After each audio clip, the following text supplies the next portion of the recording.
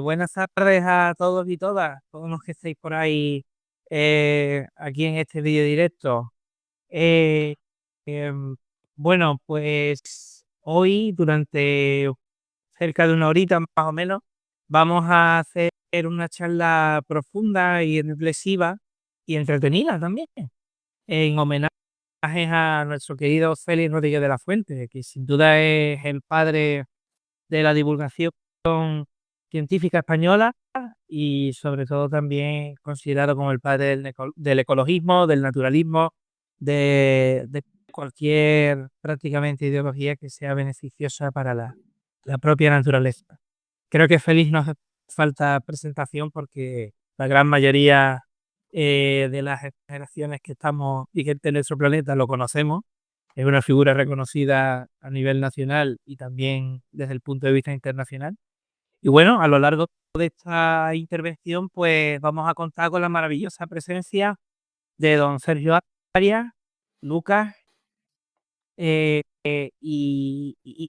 Becky Millán, ¿vale? Antes de nada, antes de comenzar, una cosa que siempre me gusta hacer es que vosotros mismos os presentéis, ¿vale? Así que si os parece bien, pues os presentáis en conforme al orden de entrada. Que primero se presente Sergio, luego Lucas y tercero Becky, ¿vale? Muy bien. Perfecto. Oye, Jesús, te quería preguntar si le habías dado a grabar, porque esto sabes que no se graba automáticamente. Tienes que darle. Eh, bueno, esto cuando se termine se queda guardado en el perfil de Pescona y ya a posteriori se podrá descargar. Muy bien, muy bien. Bueno, pues yo me llamo Sergio Arias. Alguna persona tal vez me conozca porque tengo un canal de YouTube con un nombre poco original porque me he dejado el nombre personal. Y bueno, un apasionado de la naturaleza que está haciendo una tesis doctoral en filosofía sobre la restauración ambiental y en concreto sobre rewilding, que es una nueva corriente de pensamiento dentro del mundo de la restauración ecológica. Sí, yo diría que es una concepción metafísica o filosófica, ¿vale? Para que nos entendamos en términos populares, distinta del medio, ¿no? Creo que mira el mundo de una forma distinta. Y esa forma de ver el mundo está ya también en Félix, que luego si queréis lo hablamos. Y la cuestión es que antes de dedicarme a escribir sobre este tema, hice mi TFM y mi TFG sobre Félix Rodríguez de la Fuente. Bueno, lo hice sobre la historia del ecologismo en España, pero claro, ¿quién es el protagonista de la historia del ecologismo en España? ¿No? ¿Quién es el arquetipo del naturalista, el que ha construido de alguna manera la idea que tenemos de lo que es ser un naturalista? Es Félix, ¿no? Y de hecho, en ambos trabajos está Félix como plato principal. En el primero de los casos está incluido en el nombre. De hecho, si buscáis en internet podéis encontrar esos trabajos. Con mi nombre, Sergio Arias Ramos, y la construcción mediática del movimiento ecologista en España, señala el primero. O sea, estoy diciendo que el ecologismo se construye a través de los medios de comunicación en España y digo, Félix Rodríguez de la Fuente, ¿no? O sea, el protagonista de esto fue Félix. Entonces, es una figura que dentro de mi desarrollo intelectual y de mi formación, pues, ha sido fundamental, ¿no? Que ha formado parte en fin, de mis líneas de investigación, también ha sido mi arquetipo, como decía, ¿no? De naturalista. Ya me gustaría a mí parecerme un poco más a Félix, pero bueno, en términos generales, esto, doctorando en filosofía, naturalista o proyecto de naturalista y gran admirador de Félix. Muchas gracias, Sergio. Bueno, pues yo soy Lucas Alonso. Hoy vengo también en representación del voluntariado para el que no trabajo, porque es un voluntariado para el que soy coordinador, voluntariado centrado concretamente en el lobo ibérico y por lo tanto muy vinculado a la figura de Félix, ¿no? Yo soy biólogo de formación, recientemente graduado en un máster en biología de la conservación y bueno, los dos proyectos de investigación que realicé tanto en el grado como en el máster tuvieron como objeto principal al lobo y por lo tanto evidentemente tuve muy en cuenta tanto la figura de Félix, tanto la labor que ejerció a nivel de conservación con esta especie, que fue probablemente la que, bueno, probablemente no, sin lugar a dudas, la que la salvó de la extinción en la península ibérica. Y bueno, poco más que decir. Actualmente trabajo para el Fondo para la Protección de los Animales Salvajes aquí en Asturias. Mi labor, la labor que ejerzo aquí, está completamente vinculada también al lobo. Y bueno, poco más que decir. Muy contento de estar aquí, muy agradecido por la invitación y a ver si sacamos algo de provecho de este breve coloquio, ¿no? Bueno, pues muchas gracias, chicos, por estar aquí hoy, por haberme invitado a participar de esto. Y bueno, pues yo soy Rebeca, me conocen en Pescona como Becky. Soy bióloga también y me especialicé en ingeniería ambiental. Ahora mismo trabajo en un hospital haciendo análisis clínico porque al final a mí, la verdad, la biología me gusta en todas sus facetas, pero mi tiempo libre lo dedico a la divulgación del medio ambiente porque, bueno, estudiando la carrera me di cuenta que al final entre científicos, pues sí es verdad que hablábamos mucho y hacíamos muchos coloquios y reuniones, charlas y demás, pero luego la población no llegaba a esta información. Así que en mi ciudad me puse un poco a experimentar con un proyecto que acabó siendo asociación de divulgación científica, el que se llevó a cabo, pues, básicamente en la provincia de Cádiz. Y bueno, pues Félix fue un referente para mí, no solamente en cuanto a naturaleza se refiere, sino como comunicador, porque fue probablemente de los mejores comunicadores que hemos tenido en el país, sin duda. O sea, es increíble su facilidad para llegar a la gente, su capacidad a la hora de convencer, de engatusarte en lo que estaba contándote. Y bueno, pues creo que es un ejemplo fantástico de lo que es una divulgación que funciona y cómo él sabía llegar a todos, tanto a niños como a mayores, para hablar de naturaleza, ¿no? Y bueno, pues muchas gracias por invitarme. Estoy aquí con muchas ganas de hablar del tema y de aportar lo que pueda y sobre todo aprender de todo lo que tenéis vosotros que comentar. Muchas gracias a los tres. Fijaos qué bonito este combo tan maravilloso y diverso que, que se puede resumir a través de la experiencia individual de cada uno, ¿no? O sea, Becky, bióloga, especializada en ingeniería ambiental y apasionada de la divulgación. Sergio, periodista de formación, está prácticamente también estudiando filosofía y se está doctorando. Y Lucas, biólogo de bota, cuya experiencia es infinita sobre el lobo porque prácticamente lo está mamando desde chico, como decimos en mi tierra. Entonces, prácticamente son muchos palos que podemos decir que lo hemos conocido, gran parte de ello, gracias a esa gran labor que realizó Félix hace muchos años. Entonces, el primer punto, como estamos tratando, el título se llama Félix y las nuevas generaciones, me encantaría preguntaros a los tres, ¿vale? ¿Cómo llegó Félix Rodríguez de la Fuente a vuestra vida? Creo que esto es algo muy importante porque estoy convencido de que alguna forma llegó a vosotros de manera diferente, ¿vale? Si quieres que empezamos por Becky, luego por Lucas y continuamos con Sergio. ¿Os parece bien? Perfecto. Venga, Bueno, y adelante. yo empecé un poco a descubrir el mundo Félix en la carrera, no porque así me lo recomendaran mis profesores, aunque creo que todos los profesores de biología deberían recomendar verse los capítulos del Hombre y la Tierra. Eh, Fue un poco porque, bueno, es verdad que desde pequeña, desde muy, muy niña, los documentales de animales me fascinaban. Mis padres se lo ponían para dormir y yo no me dormía.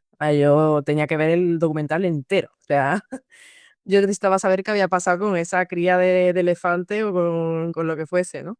Y Félix me enganchó mucho. Durante la carrera me vi su programa de El Hombre y la Tierra, que está bueno, está disponible en algunas plataformas. y se puede ver todavía. Creo que no están todos los capítulos, pero bueno, están una gran mayoría. Y, y realmente cuando a mí me terminó de obsesionar la capacidad divulgativa y el amor tan profundo que Freire de la Fuente expresaba constantemente en todas y cada una de sus apariciones en televisión o en cualquier medio, fue realmente a través de un libro que me regaló mi padre cuando terminé la carrera. Y es que, bueno, pues fue un regalo que él quiso hacerme a modo de enhorabuena, has conseguido lo que siempre has querido, ¿no? Y ese libro es el que escribió Odile Rodríguez de la Fuente, su hija, en el 40 aniversario de la muerte de Félix. Lo tengo aquí, no sé si sabéis cuál os digo, seguro que sí, lo habéis leído o os suena, este maravilloso libro. Este libro es una maravilla. Y esa forma tan espectacular de Félix de llevarte a la naturaleza y a cómo él la veía a través de sus ojos fue lo que a mí pues me animó a intentar seguir sus pasos, la verdad, a que fuese un referente ya profesional, incluso no como algo que yo tuviese para mi tiempo libre, sino para buscar a qué dedicar mi tiempo, ¿no? Y bueno, pues así fue como realmente a partir de ahí empecé a darle vueltas a ver cómo llegar obviamente jamás con la, con la expectativa de llegar a eso, pero sí intentar imitar su capacidad para convencer a las personas de lo importante que es la naturaleza de su entorno. Sí, bueno, yo la verdad que nunca llegué a conocer a Félix de una manera azarosa, ¿no? Yo crecí con Félix. Yo soy joven, cada vez menos, pero de momento puedo decir que soy joven. Y mi padre era y sigue siendo, afortunadamente, biólogo. Entonces, en mi casa siempre estuvo presente Félix. Siempre, siempre, siempre. Una enfermedad que tenemos en mi familia es que todos somos biólogos, tanto mi padre como mi tío, como mi madre, mi hermano. Y es algo inherente a nosotros, es algo que siempre se consumió y para mí Félix no, más allá de una fuente de inspiración, que por supuesto lo es, pero siempre ha sido algo relacionado y sumamente vinculado a la nostalgia, ¿no? Para mí ver los documentales de Félix es volver a cuando era crío y terminábamos de comer y los poníamos en la tele y los veíamos todos juntos. Y por eso digo que yo nunca me llevó desde fuera, nunca fue algo nuevo para mí, porque verdaderamente no tengo recuerdos de una época en la que no conociese a Félix, ¿no? Lo que dice Becky, la capacidad que tenía de contagiar, de engatusar, por supuesto, ese entusiasmo por la naturaleza era algo que desafortunadamente yo creo que no se ha vuelto a ver desde entonces. No creo que se vaya a ver nunca más, pero creo que eso también lo hace algo bonito, ¿no? Una figura fugaz, una figura que estuvo ahí y que inspiró a muchísima gente. A día de hoy en el censo me parece curioso que gran parte de la gente que viene como voluntaria viene precisamente por eso, porque eran desconocedores totales de la naturaleza, hasta que en un momento dado conocieron a Félix, Félix les introdujo al lobo y les contagió esa pasión y desde entonces quieren colaborar con nosotros. Entonces, fijaos lo importante que fue la figura de Félix para tantísima gente, especialmente gente de generaciones ya pasadas, que a día de hoy todavía sigue estando presente en la sociedad. Desgraciadamente cada vez menos, visto está con noticias como la reciente votación a favor de la desprotección del lobo y demás, pero todavía seguimos viendo resquicios de Félix en la sociedad. Entonces, para mí, pues eso, nunca llegó, ¿no? Siempre estuvo presente, verdaderamente. Bueno, pues yo en mi caso fue algo totalmente accidental o diríamos contingente. ¿En qué quiero decir con esto? Vi el anuncio de un loco, que luego terminaría por ser uno de mis maestros, que es Benigno Varillas, y en este anuncio él estaba ofreciendo bisontes a gente que tuviese terrenos para llevar a cabo lo que hoy llamamos rewilding, ¿no? Lo que en ese momento era algo en principio incipiente, o por lo menos el término. Y yo debía de tener unos 19 años por aquel momento y era un friki de la fauna y me interesé por el anuncio este porque era tan llamativo como que bisontes, ¿no? En España. Así que contacté con Benigno Varillas, que como digo terminaría siendo un mentor, y le invité a una entrevista en un programa de radio que yo tenía en esa época, en una emisora provincial en Alicante. Y bueno, a partir de Benigno Varillas conocí la figura de Félix porque Benigno tiene un libro que se llama Félix Rodríguez de la Fuente, su vida, bueno, en fin, no me acuerdo cómo es exactamente el nombre, pero por muchos años fue, diríamos, la biografía oficial. Fue la biografía que la familia de Félix aceptaba como oficial o legítima, no sé cómo definirlo. Luego me di cuenta de que es el español con más calles y más estatuas de la historia, ¿no? Dije, o sea que me enteré de que Félix existía ya con 19 o 20 años, pero vamos, era porque estaba ciego realmente, ¿no? No me había parado a ver 2 veces a mi alrededor, tal vez, ¿no? Y, y bueno, a partir de ahí fue un momento de redescubrimiento de mis propias posiciones, ¿no? Y qué pensaba yo, porque Félix tiene un pensamiento bastante particular.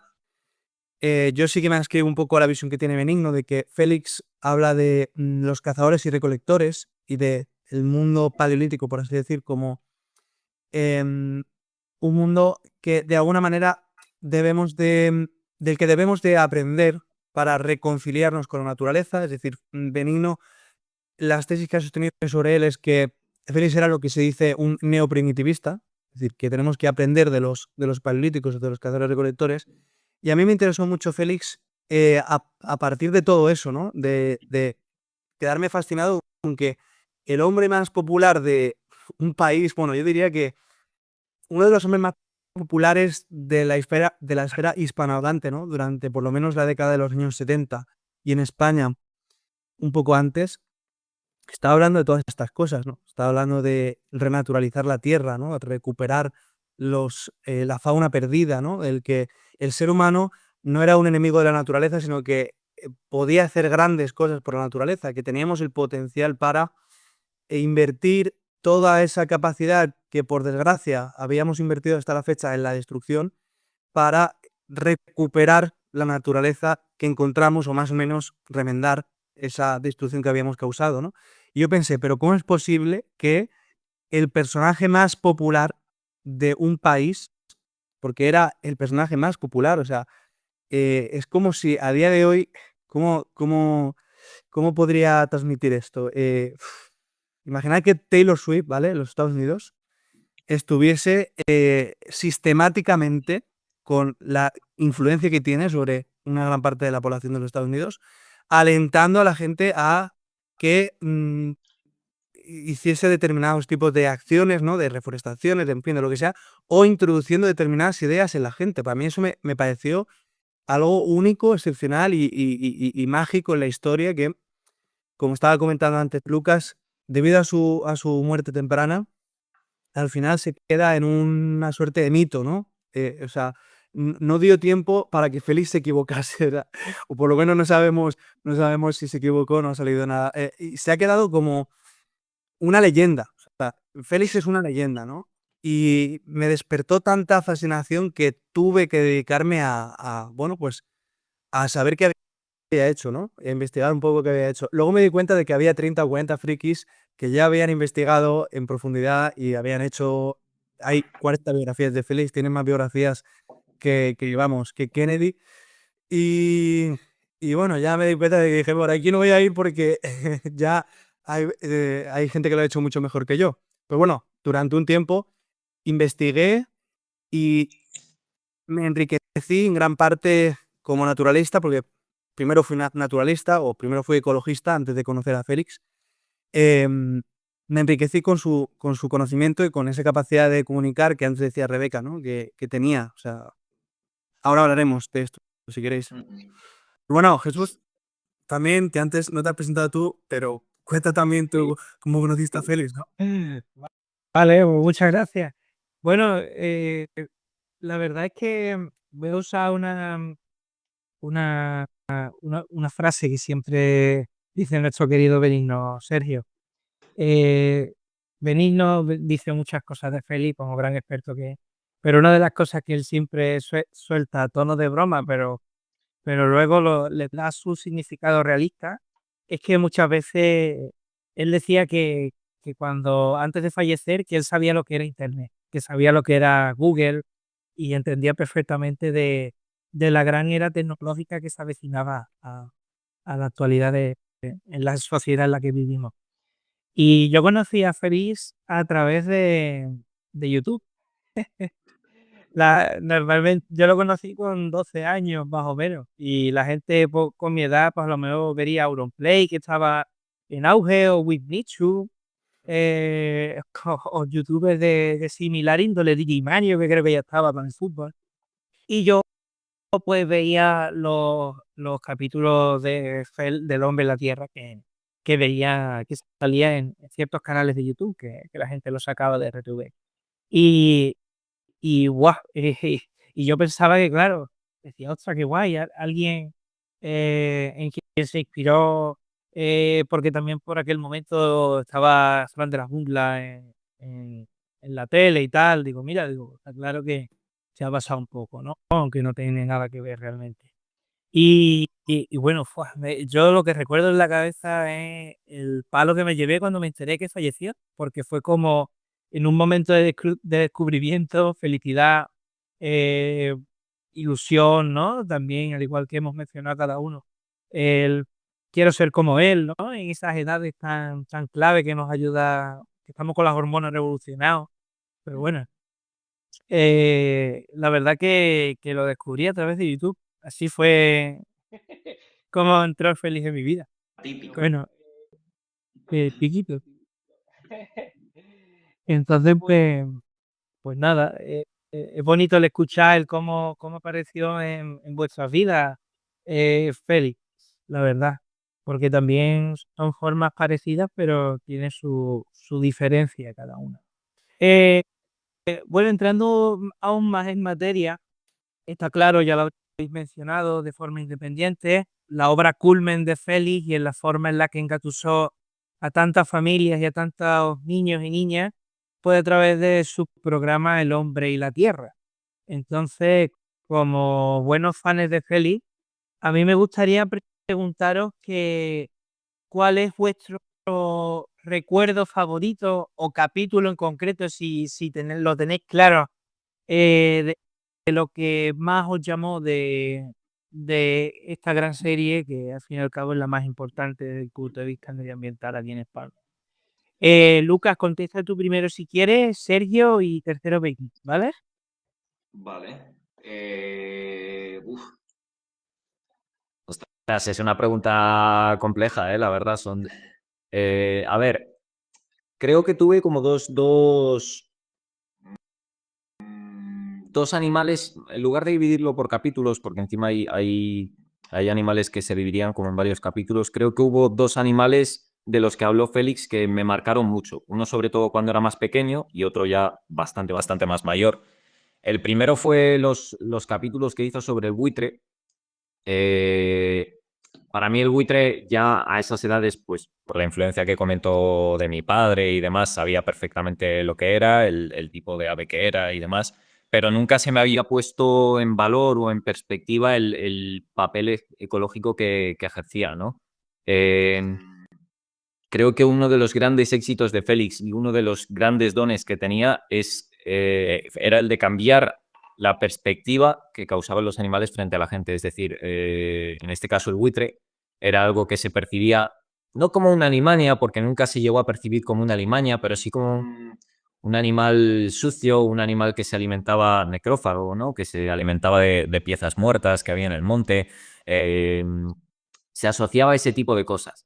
Y Félix, sin embargo, consiguió hacer ver a la gente, aparte de la esencialidad del papel ecológico que cumplían los buitres y de limpiadores, ¿no? De los ecosistemas, consiguió demostrar que era un ave, aparte de majestuosa, bonita, un ave que cumplía, como digo, una función. Y eso hasta entonces era algo que a mí no se me había presentado. De aquella, yo era muy pequeño, ni siquiera llegaba a entender exactamente lo que era, pero sí que recuerdo que me impactó mucho, ¿no? El cómo manejaba los dichos y demás. fue una de las cosas que sin duda me hizo estar donde estoy ahora.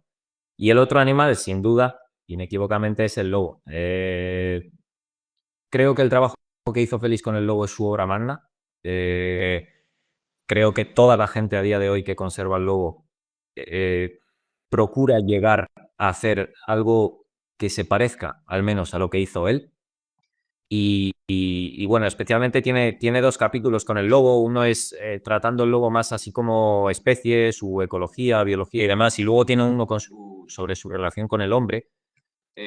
A mí personalmente me gusta más el que trata el lobo de manera aséptica. El lobo como pieza fundamental de los ecosistemas, a pesar de que Félix trabajaba fundamentalmente con lobos troquelados, es decir, con lobos que, bueno, tenían contacto humano y demás, pero hizo lo que comentaba con el buitre, lo trasladó al lobo de una manera impecable.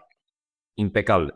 Era una especie que entonces y hoy día está completamente demonizada, denostada, y él consiguió, en una época en la que estaba completamente encorsetado y en la que lo tenía todo absolutamente en contra, con estos dos programas, consiguió volcar a más de la mitad de la población y ponerla a favor del lobo. Y esto es algo que ni siquiera hoy, con toda la información que tenemos, con toda la ciencia que apoya la presencia del lobo en los ecosistemas ibéricos, ni siquiera hoy podemos conseguirlo. Entonces, bueno, pues lo dividiría un poco en esas dos especies, creo que son 4 o 5 capítulos, no recuerdo muy bien. En primer lugar, el buitre, porque me impactó muchísimo ese par de capítulos, y en segundo lugar, el lobo. Como digo, creo que es el culmen de lo audiovisual en lobo a nivel español y el culmen y la obra magna de Félix, sin duda. Pues sí, los capítulos que has dicho, la verdad que es una maravilla. Yo de hecho iba a decir el lobo. Y bueno, con respecto al buitre, el capítulo del buitre sabio, ¿no? Cómo él enseña que los alimoches, ¿no? Utilizan herramientas para abrir los huevos, para alimentarse. Ahí demuestra públicamente, porque además la serie del Hombre de la Tierra tiene un valor científico muy grande, ¿no? Ya muy al margen de la faceta divulgativa evidente, fue el programa más visto durante esos años. Parece mentira, el programa más visto en un país que, quiero decir, estábamos en el tardofranquismo, España no era el país más avanzado del mundo en muchos sentidos, pero el programa más visto de la televisión de España era un programa de restauración de la naturaleza, de los animales. Es alucinante, es alucinante. Y, y bueno, no deja de ser al final, bueno, España en ese momento deja de ser una de las primeras potencias del mundo, a día de hoy más o menos lo sigue siendo, y es insólito, verdaderamente insólito, ¿no? Pero desde luego, a mí lo que más me conmueve, no solo por la especie, sino por cómo lo narra, que es lo que de alguna manera Lucas estaba introduciendo también, es el capítulo del lobo, porque en el capítulo del lobo, además de la estética excepcional que tiene, porque la música de El Gran Matador, que no sé si os viene a la mente, pero si no la recordáis, buscadla, es de Antón García Abril, es el compositor.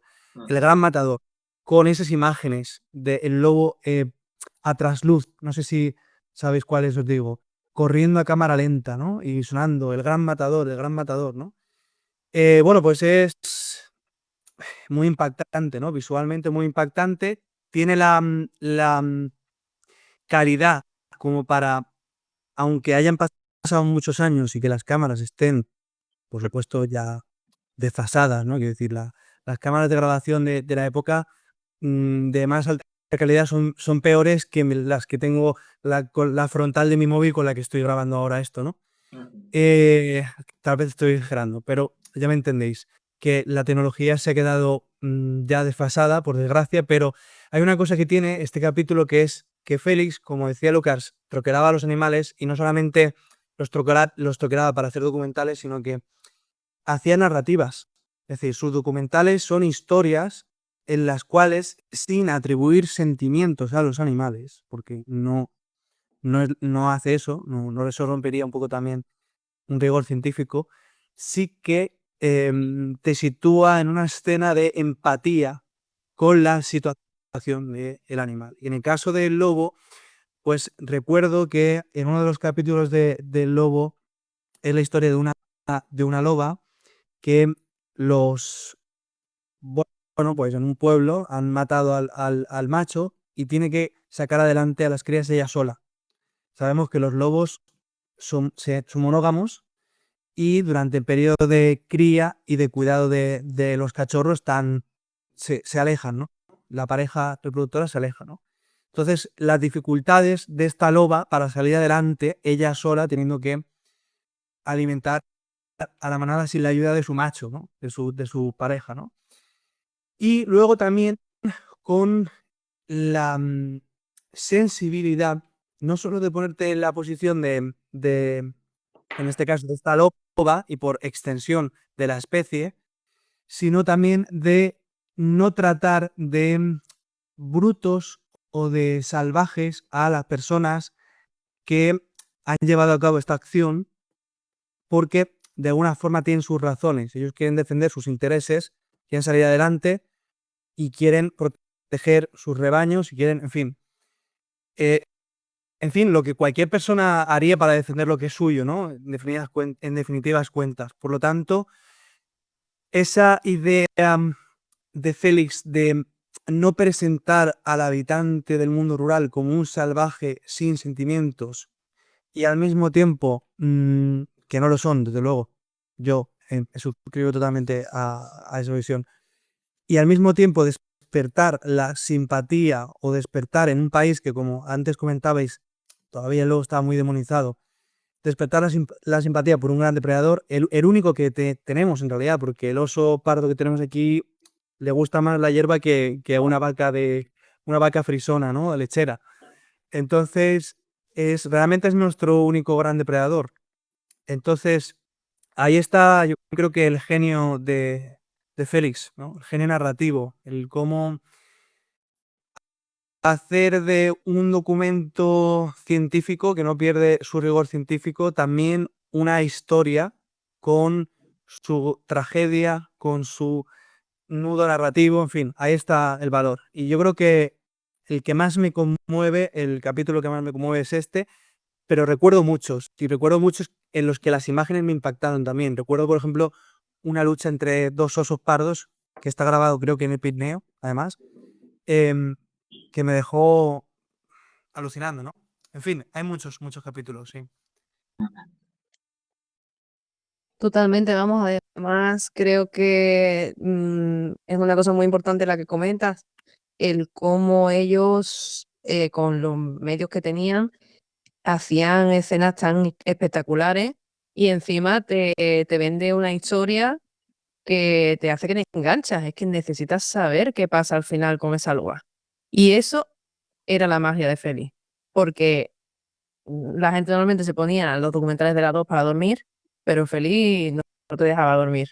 Necesitabas saber qué pasaba. Y eso era lo mágico. Como capítulos que a mí me llaman la atención son esos capítulos de animales que eran poco conocidos, como por ejemplo se me ocurre el capítulo, bueno, creo que fueron 2 capítulos diferentes que le dedicó al turón, que es un animal que no conoce. A ver, nosotros sí sabemos que es un turón, porque estamos en este mundillo, nos gusta la naturaleza y bueno, pues sabemos. Pero la gente de a pie, tú le dices turón, vamos, yo recuerdo que esos 2 capítulos los vi, pues eso, durante la carrera, y lo comentaba con una compañera mía, y decía, sí, porque he visto el capítulo de Freddy Rodríguez del turón. Me dijo, ¿el turrón? Digo, no, turrón no, el turón. Digo, ¿pero eso qué es?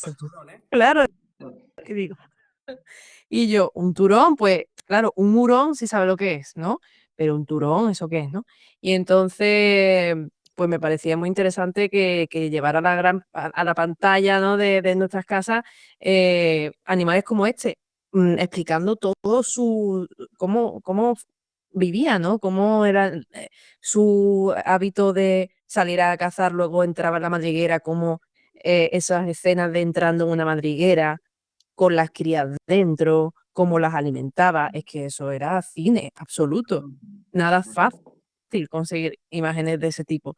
Y, y luego otra que a mí especialmente me gustó mucho porque por la forma en que la vendió al público, fue el capítulo que se llamaba, si no recuerdo mal, La Bella Matadora, hablando de la jineta, que ese capítulo es una maravilla, porque además muchas escenas de noche, nada fácil tampoco obtener imágenes tan espectaculares como las que obtenía, pero es que encima te habla de ese animal que prácticamente te lo convierte en como un animal legendario del bosque, como si fuera un Pokémon, ¿sabes? Que tú dices, qué maravilla es este bicho, que el que le da por ver ese capítulo dice, pero esto existía, yo que no tenía ni idea de que esta maravilla la tenemos en nuestros bosques.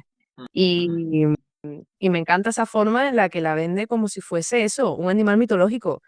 Me encanta esos capítulos de pequeños animales que además nunca se olvida de decirte por qué son tan importantes, ¿no? En el ecosistema, que realmente también son pequeños depredadores que hacen que el equilibrio sea posible, ¿no? Que no todo es o depredadores grandes y presas pequeñas, que hay muchos animales en medio que nos olvidamos y bueno, ese tipo de capítulos eran los que más me gustaban del hombre y la tierra, la verdad. Quiero aprovechar que estamos conversando de un tema muy bonito para también animar al público que nos deje por escrito y luego lo mencionamos. No, no os preocupéis que lo voy anotando mientras que los, aquí los conferenciantes hablan. Entonces, me gustaría animaros a que nos dijerais cuál recuerdo tenéis del hombre y la tierra, qué animal o qué capítulo sobre qué especie o paraje natural os llamó más la atención cuando lo habéis visto alguna vez, ya sea in situ o más tarde también a través de la web de RTVE. La verdad que os animamos. Eh, yo no quiero que pasemos de este tema sin también recordar dos capítulos claves, ¿no?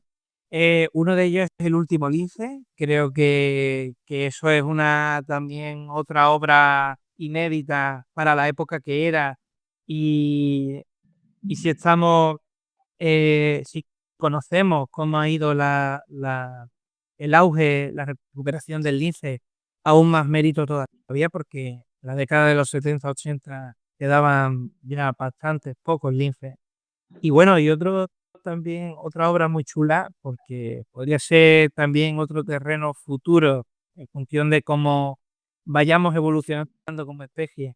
Un lugar que podría tener los tres depredadores juntos es aquel programa que le dedicó a, a Cazorla, ¿no? Esa zona, Sierra Morena, la verdad que es una zona bestial y el propio Félix dijo, aquí el lobo estuvo hasta hace prácticamente muy poco, en la década de los 70-80 y también sobre todo el oso, ¿no? Dijo que por qué no el oso pardo podría volver a Cazorla, que es donde estuvo hasta hace prácticamente 3 o 4 siglos, ¿no?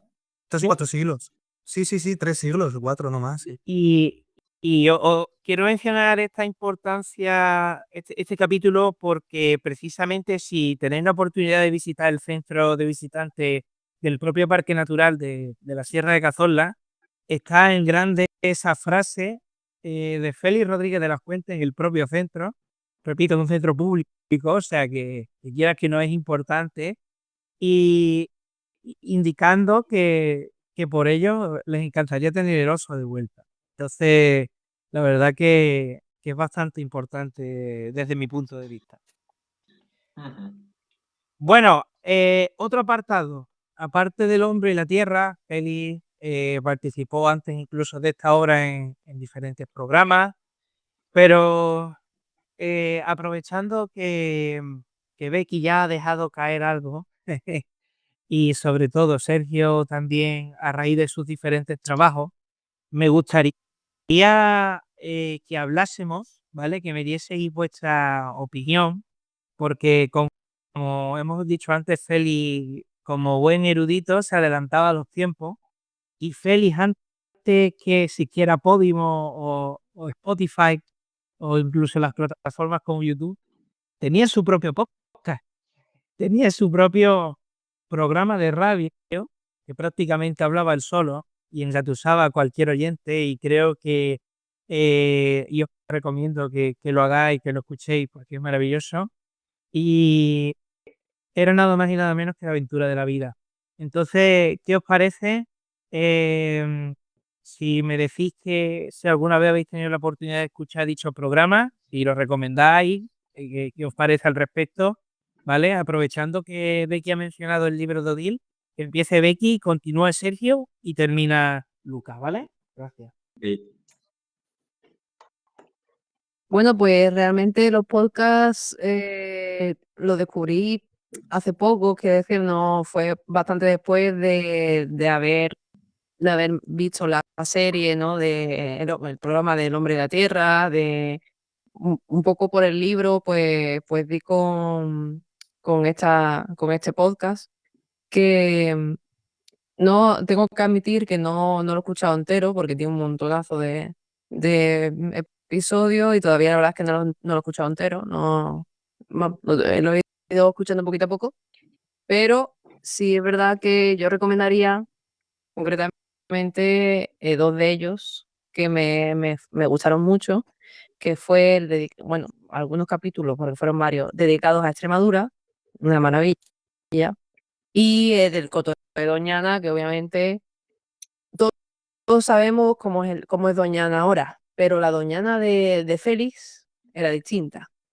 Y, y, y además era una Doñana que estaba un poco en pie de guerra para sobrevivir.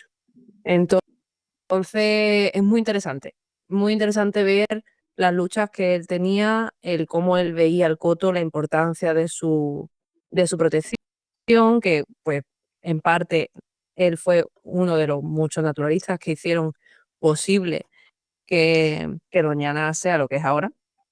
Y, y bueno, pues eso sí son los dos que recomendaría. En cuanto a eso, ya te digo, ya los podcasts los escuché hace unos años. La verdad es que no lo conocía desde el principio, pero no tienen desperdicio. O sea, y de hecho, mi intención es escuchármelos todos toditos. Bueno, pues en mi caso, como decía, ya a mis 20 años, cuando empecé a investigar la figura de Félix, Benigno me dijo, oye, todo está aquí. Aquí está la esencia de Félix, no está en la televisión. Entonces, bueno, yo me había puesto un poco fondón porque, como me hice perro flauta con esto del ecologismo y tal, pues cogí un poco de peso. Y por esa época dije, ya está, se acabó. Hay que ponerse en forma otra vez, hay que volver a estar en línea, ¿no? A ser un gym-bro, como se dice hoy día, ¿no? Entonces empecé a salir todas las tardes, 40 minutos, una hora a correr. Y ahí me puse los programas. Todos los programas hasta el último año, en los cuales ya vi que se acercaba el fin y me daba mucha pena. Así que no he acabado lo que es la última temporada, pero he acabado casi, son muchos años de programas, ¿no? Un programa al que, y esto lo ha contado públicamente Antón García Abril, que estaba allí con la edición y todo este tipo de cosas en la radio. Es Antón García Abril, no es, ¿cómo se llama? No es Antón García Abril, es, bueno, no me acuerdo el nombre ahora. Os lo puedo dejar luego en un comentario. Improvisaba el programa entero. Es decir, hacía un programa de una hora, sin guión, hacía a lo mejor un esquemita, se apuntaba 3 o 4 cosas y lo disparaba todo, pum, pum, pum, con una calidad excepcional. Una calidad, pero es difícil pensar que una persona pueda mantener un hilo narrativo tan complejo, de principio a fin, durante una hora sin ningún tipo de guión, ¿no? Y lo que más me llamó la atención es que, bueno, Benigno tenía razón, este programa es donde está su pensamiento más íntimo y más desarrollado. Y lo que más me llamó la atención es que Félix era incómodo, realmente, porque Félix paralizó, como decía antes Becky, pero antes te llamaba Rebeca por puro instinto, pero vamos, como decía Becky, Félix hacía programas en los que llamaba directamente a paralizar determinados proyectos sobre parques nacionales o sobre un territorio que tenía valor ecológico no había sido protegido, en fin, 1000 asuntos que hacían que proyectos de grandísima inversión económica, de los que se iba a lucrar mucha gente, se detuviesen, ¿no? Por la presión popular que nacía de la divulgación que él hacía en estos programas de radio. Es decir, que siendo él un agente, diríamos, dentro del sistema, porque al final trabajaba para Radio Televisión Española, era un gran amigo de Adolfo Suárez y de otros personajes que estaban en la estructura de poder, ¿no?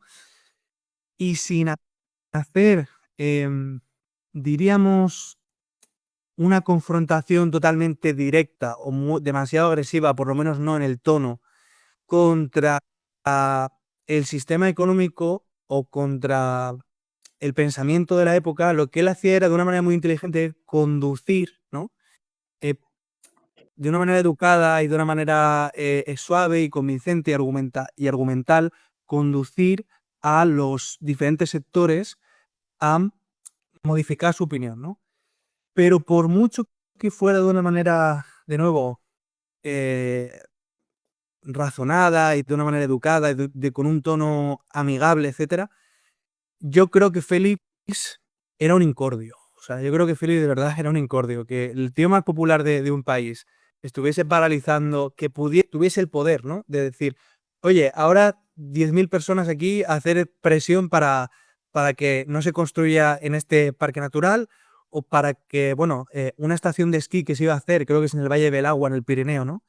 Él reúne a varios expertos en su programa de radio, gente a favor de la construcción, gente en contra, reúne a todos. Él está como una suerte de mediador y luego también dirigiendo un poco los argumentos, ofreciendo una visión, una perspectiva, yo diría, madura en el largo plazo de qué es lo que queremos los españoles en el largo plazo, ¿no? Con nuestros recursos y con nuestro patrimonio natural, etcétera. Y pues conseguía paralizar, no sé cuánto dinero puede dar la construcción de varias pistas de esquí en un valle entero, pero sin duda es un proyecto que da muchísimo dinero, ¿no? También paralizó construcciones de, yo qué sé, de embalses. La isla de Cabrera, por ejemplo, el archipiélago de Cabrera es parque nacional gracias a él, ¿no? Si no fuera por él, seguramente el archipiélago de Cabrera sería pues igual que Ibiza o igual que cualquier otra isla de las Baleares, ¿no? Pues habría hoteles y sería aquello, pues resorts de, en fin, lo que fuera, ¿no? Pero no un parque nacional íntegro, que yo creo que es una de las reservas marinas terrestres y marinas mejor conservadas que tenemos en España a día de hoy. Bueno, pues todos esos territorios se dejaron, entre comillas, de rentabilizar económicamente en gran parte porque él ejercía una presión descomunal en la sociedad española, ¿no? Entonces, bueno, el programa de radio es de una calidad excepcional. Al margen de porque ya a estas alturas, pues ya hemos visto muchas revoluciones, muchos movimientos disruptores o transgresores, o sea, que no te impresionan por la capacidad de hacer eso en una dictadura, básicamente. La capacidad de gestionar todo eso en el contexto en el que lo hace en ese momento histórico, ¿no? Pero al margen de eso, la belleza, o sea, cómo él te explica los estímulos desencadenantes innatos que descubre Konrad Lorenz con las aves nidífugas o las nidícolas, no me acuerdo ahora cuáles eran, ¿no? Y te lo está contando de una forma en la que aprendes muchísimo, pero al mismo tiempo es como si fuera un podcast, ¿cómo decir?, de mindfulness, por así decirlo, ¿no? Vale la pena vale la pena escuchar los podcasts de Félix 40 años después. Pues me alegro de que digas que valga la pena porque yo no lo he escuchado, la verdad. No lo he escuchado, lo tengo en lista de tareas pendientes. No, sinceramente, no, yo no sabía que hizo esto. No me extraña, lo primero porque es algo que ya se tendía a hacer en la época, especialmente en organizaciones así conservacionistas y medioambientales. Mi actual jefe, Jesús lo conoce bien, Roberto Acta Sánchez de la Quinta de Benigno y demás, él también tenía un programa de radio y era básicamente eso, hablar, absolutamente sin ningún tipo de guión y tal. Y este se empezó a estilar y que por algún motivo dejó de estilarse en este tópico, ¿no? A ver, los podcasts sí que se llevan un huevo, pero en este tópico en concreto es como que dejó de hacerse y es una lástima. Respecto al tema que dices, Sergio, de ser guerrillero y demás, Esto sí que se ha perdido completamente. Yo soy un defensor del diálogo, pero creo que cuando hay que dar caña, hay que dar caña. Y hay un montón de situaciones en las que es obligatorio dar caña. Félix, por su posición, quizá lo hacía de una manera mucho más inteligente y dialogante, pero Roberto es un claro ejemplo de guerrillero total. Yo me enorgullezco de decir que ahora mismo estoy trabajando por una organización que salvó a los pardos, sin ninguna duda, en la cordillera Cantábrica, por distintas actuaciones que no gustaron a muchísima gente, pero que a día de hoy, desde luego, se agradecen. Entonces, bueno, resumiendo un poco, y porque supongo que nos estaremos quedando sin tiempo también, y por hacer esto algo más rápido, yo no, sinceramente, no conocía el podcast, me lo escucharé, porque me creo que ahí es verdaderamente donde se ve a un Félix transparente y donde cuenta las cosas como son. Pero no lo conocía, no lo conocía, aunque ya digo que no me sorprende, no solo porque es algo que se estilaba en la época, sino porque Félix claramente tenía una mentalidad que iba muchos años por delante. Así que sí, sí. Sí, yo también os lo recomiendo, sobre todo porque hablamos de que eran intervenciones no superior a media hora. O sea, que literalmente empiezas a escuchar uno y detrás viene otro. Y, y la diversidad de lo que hablaba era múltiple. Era múltiple. No sé, Fijaos, me decía, a ver, perdón si lo... una pregunta. ¿Comentarios en el directo los vamos a responder ahora o se responderán más tarde? ¿El qué, perdón?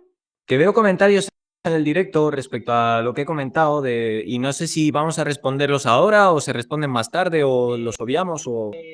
Pues respóndele si quieres, Lucas, porque la verdad no sé a qué hace referencia. Yo lo he leído, así que... Sí, bueno, hace referencia a las actuaciones que he comentado que se realizaron hace ya muchos años de conservación de oso pardo. Papas, por ejemplo, aparte de colaborar durante muchísimos años con el Seprona, cuando el Seprona actuaba de una manera directa y tajante en el monte, que era como yo creo que se debería actuar en muchas ocasiones, Papas, sin ir más lejos, fue responsable, en colaboración con el Seprona, como digo, de incautar dos osas archiconocidas en el mundo de la conservación, que son Paca y Tola, y esta operación fue dirigida en parte, aparte de por el Seprona, fue a Pascual el equipo asesor de esta investigación. Entonces, esta es una de las actuaciones, sin ir más lejos, que ejercieron. Hay un montón de artículos que cuentan la historia entera de una manera mucho más bonita de la que la estoy contando yo ahora, pero a mí eso me parece por lo menos una actuación a tener en cuenta. Ana Bucarrí. Oye, Lucas, pues muy interesante lo que has mencionado, ¿eh? Si coméntale a Roberto que si les apetece el poder rescatar esa historia y darla a conocer de nuevo, que cuente con nosotros, ¿eh? Se lo Pues, comentaré. interesante. Lo que quería mencionar sobre la aventura de la vida es que de diferentes formas, lo habéis dicho cada uno, y es que prácticamente podríamos decir que Félix usaba la radio para poder desahogarse, para usar sus principales armas, que se ha bautizado posteriormente este concepto como la seducción ambiental, usaba ese poder de convicción a través de su vocabulario, a través de sus palabras, y es cierto que la radio engatusaba a cualquier tipo de oyente. Si ya de por sí, gracias a la tele, a las diferentes tomas, a la forma en la que narraba los sucesos naturales, te embobaba, pues es cierto que la radio también. Y que hay que resaltar tanto la tele como la radio, que hoy en día todo el mundo nos enganchamos a la tele y cada vez la radio se está perdiendo más. Chicos, una de las últimas preguntas antes de finalizar. Me gustaría que me dijeseis, y a los oyentes también que están con nosotros, ¿qué pensáis? Porque ya lo habéis también mencionado en diferentes formas. Si realmente se está perdiendo esa, ese pensamiento naturalista, ese pensamiento y sobre todo acción ante la situación medioambiental que estamos viviendo en nuestro país actualmente, ¿os pero sobre todo en relación con la forma en la que comunicaba, transmitía y hacía fakes. ¿Pensáis que se está perdiendo el pensamiento naturalista actualmente en las nuevas generaciones o dispersando? Sergio, empieza tú, ¿vale? Luego Lucas y a continuación Becky. Pues sin ninguna duda, yo tengo 30 años, ¿vale? Es decir, voy camino ya a hacerme, en fin, en términos actuales voy camino ya del retiro, ¿no? Pero yo con 16 años hice una página de Facebook que se llama Fauna Ibérica Insular, que luego ya puse mi nombre, pero durante muchos años estuve publicando ahí y llegué a tener, siendo un adolescente, más de 5.000 seguidores y me entró lo que se conoce como el síndrome del impostor, ¿no?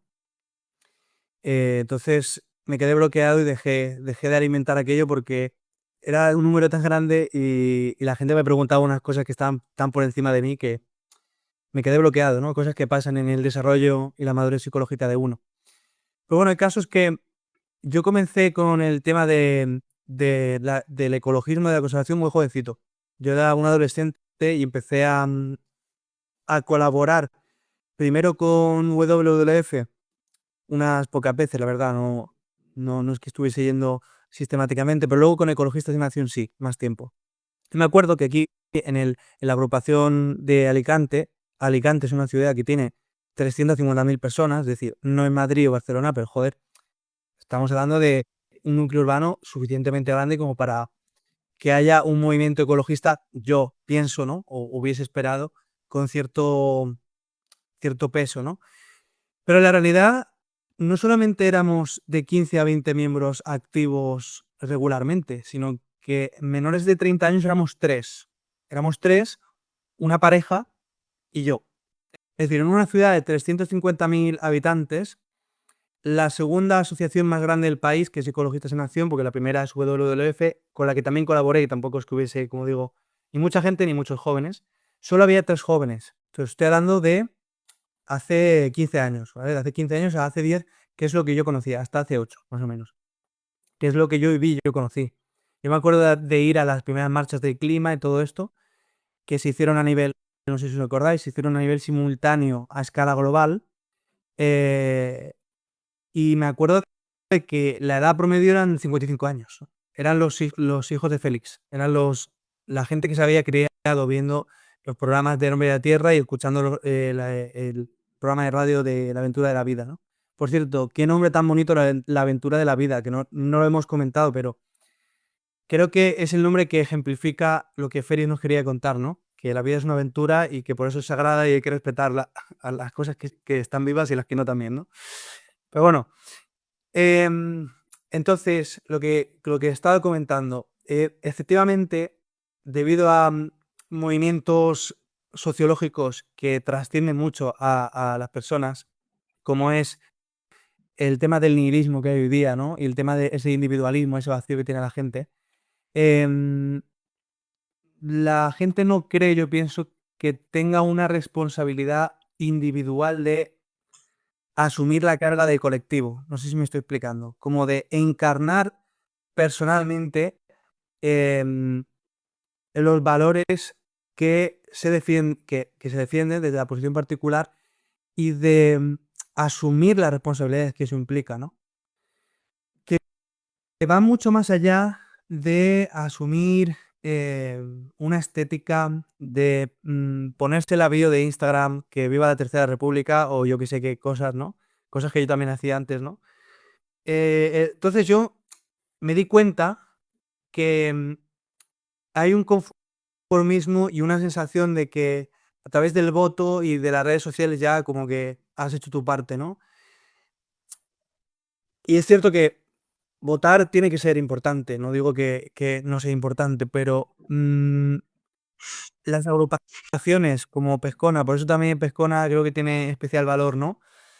Sacar a la gente de la cueva, ¿no? Llevar a la gente a espacios como este, sobre todo para debatir. Creo que las redes sociales y el mundo en el que hemos crecido los más jóvenes nos llevan a no debatir, no confrontar personalmente ideas distintas y sobre todo con la sensibilidad que implica tener un sujeto delante tuya y no un avatar en internet que no sabes quién es y con el que te puedes desahogar, ¿no? Es que creo que la gran parte de los problemas que tenemos psicológicos también están derivados de esto, de que se ha perdido la vida pública, se ha perdido eso, ¿no? Entonces, que forma todo parte de algo muy superior, porque yo sí que pienso que en términos de sensibilidad, en muchos aspectos hemos avanzado, por lo tanto, no pienso que ese retroceso que hay en términos de activismo se deba a que seamos más retrógradas o que, en fin, no tengamos ciertas ideas más claras. Creo que tiene más relación con este hecho general de la sociedad occidental, ¿no? Que ha perdido su propósito, es una sociedad como decrépita en términos morales y en términos, perdón, por ser tan así de radical, ¿no? Y en términos de espíritu, ¿vale? Espíritu como el deseo de vivir, el deseo de trascender, el deseo de dirigirse hacia algo. Y dentro de esa desidia general está la ausencia de falta de tomar responsabilidad de las cosas, ¿no? Pero a la gente verdaderamente más que nunca le interesan los animales, yo creo, debido a las redes sociales.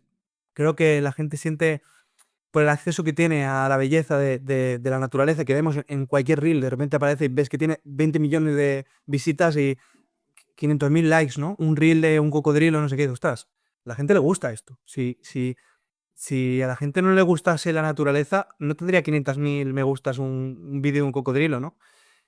Eh, em, pero falta eso. Creo que tenemos que cambiar de manera tan profunda. Creo yo soy un poco como Félix, soy un poco neoprimitivista en ese sentido. Creo que hay que volver a la comunidad, la que sea, ¿eh?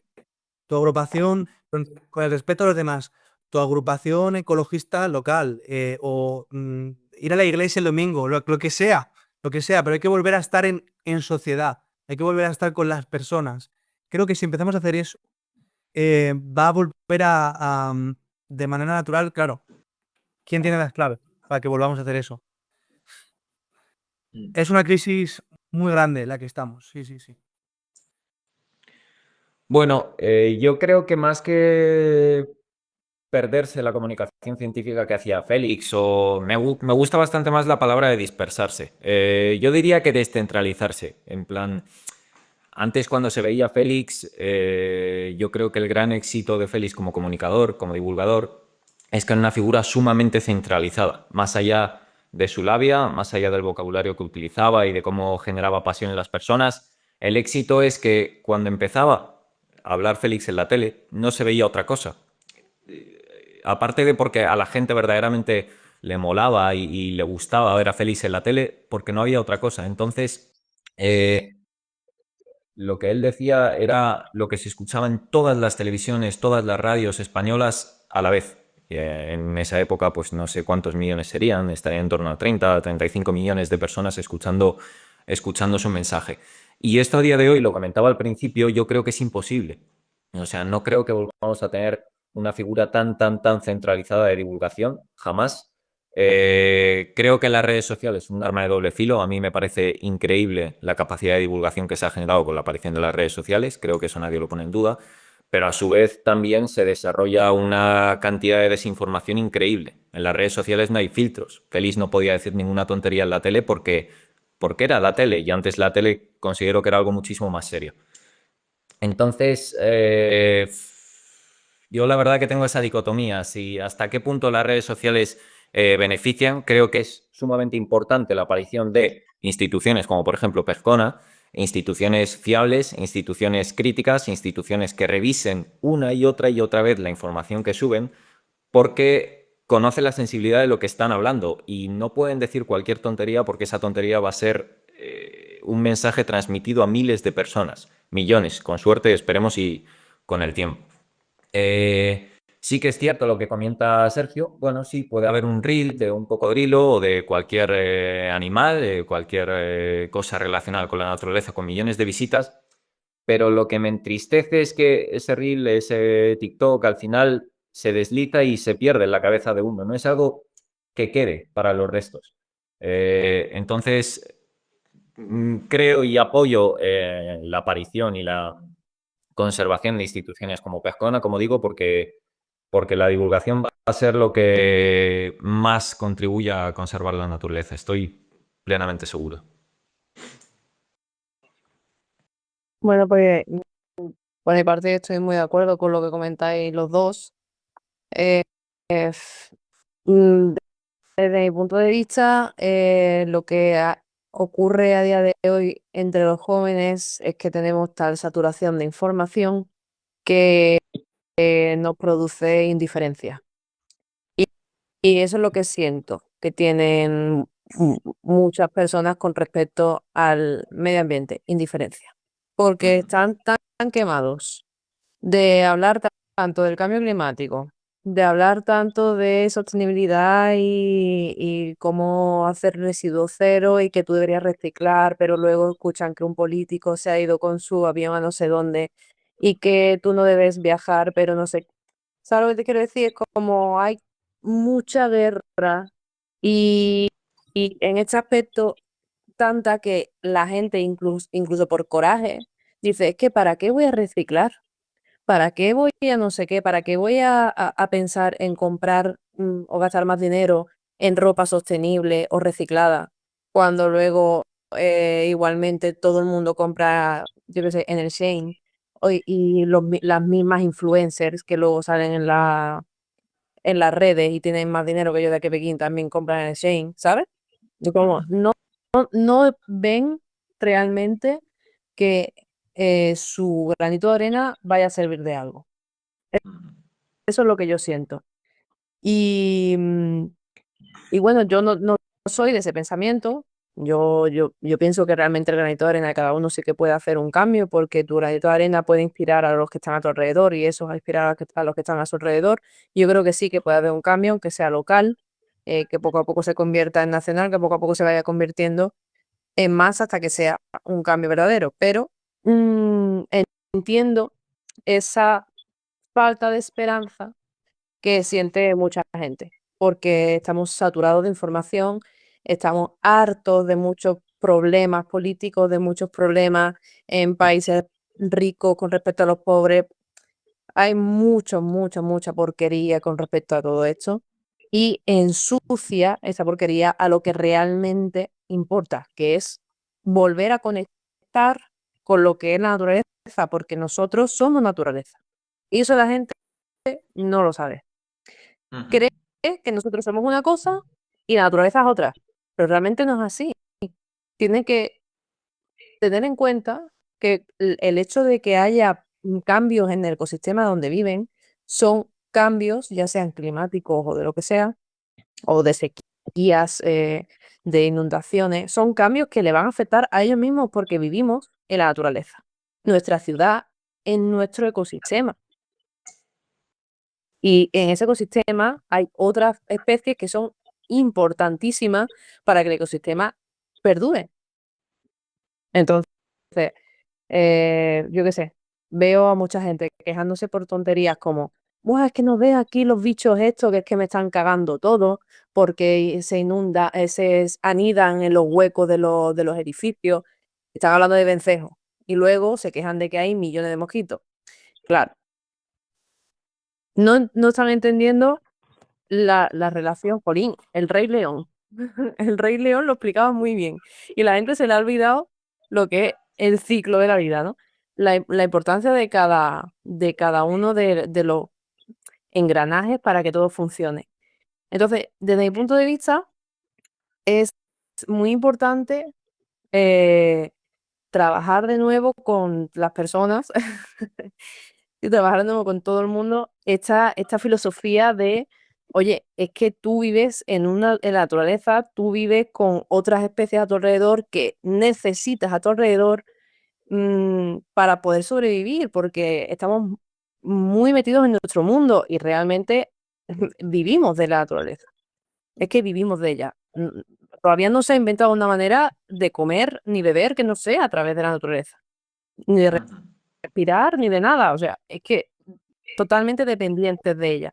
Entonces, bueno, pues creo que hay que volver un poco a meter esa idea en la cabeza de la gente para que deje de sentirse fuera de ella y como que no es su problema.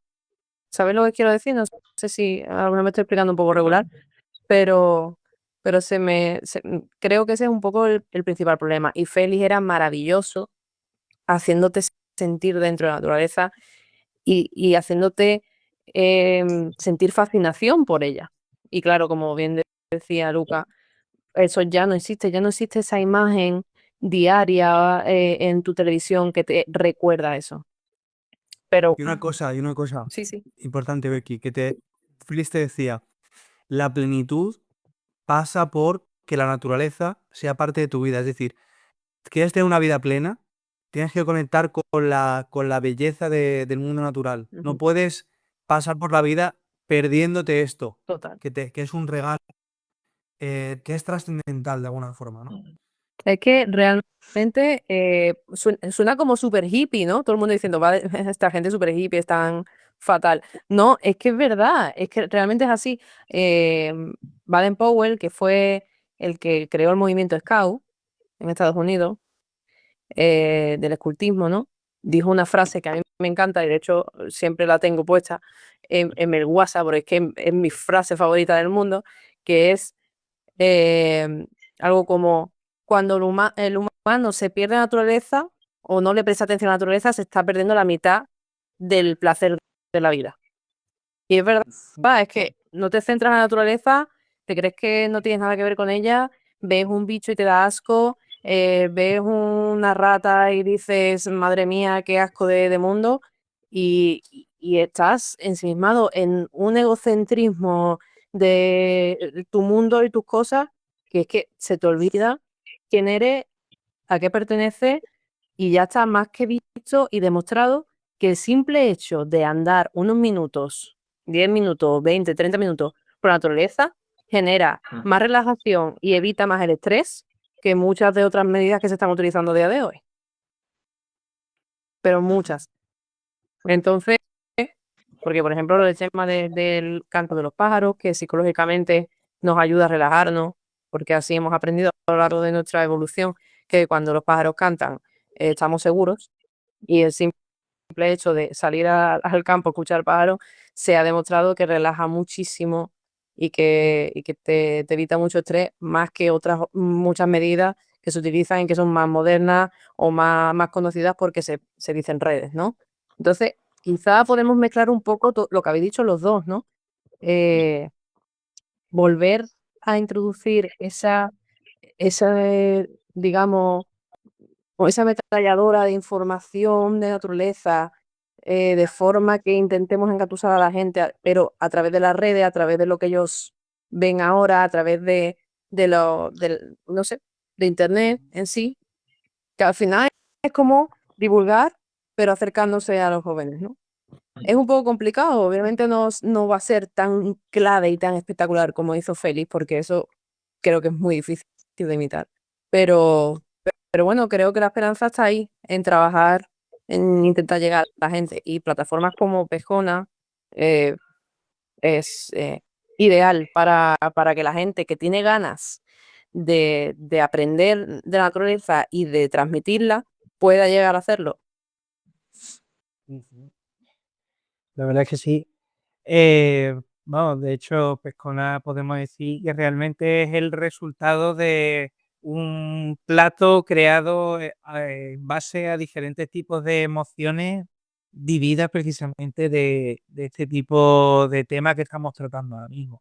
Y, y bueno, esperemos que poquito a poco pues podamos hacer naturaleza de forma conjunta a través de la ciencia y en colaboración con toda persona amante de la naturaleza y cualquier institución que vele por la misma, ¿no? Creo que es muy importante y al final Félix mismo lo decía de forma abierta. Él llegó hasta donde llegó precisamente gracias a ese equipo maravilloso que tenía y aprovechando palabras o conceptos que habéis mencionado como el individualismo. Eso, por ejemplo, él no, no lo solía fomentar. El espíritu por la naturaleza siempre te lo he intentado transmitir bajo la ciencia. Lo que pasa que es cierto que vivimos en una sociedad bastante consumista la que vivimos todo el día con una pantalla en el móvil y quieras que no, pues eso al final cada vez pues se desperdicia más, ¿no?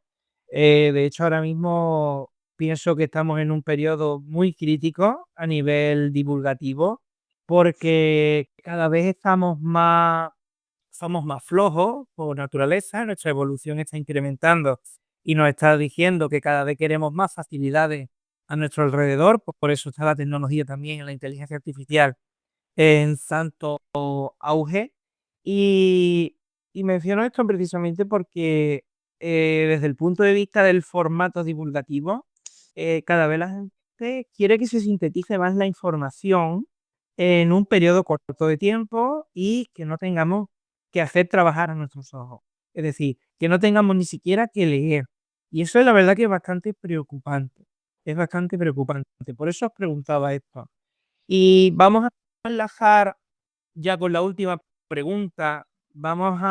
Esta pregunta realmente no estaba dentro del guión, pero dada a la situación crítica que está rozando esta especie, y ya Lucas lo ha mencionado, Sergio, Becky lo habéis también mencionado, este animal, eh, me gustaría por favor que contaseis, o bueno, yo si quieres doy la noticia de cabecera y dejamos que Lucas empiece y luego pues continúe Becky y termine Sergio, ¿vale? Y con esto finalizamos el directo.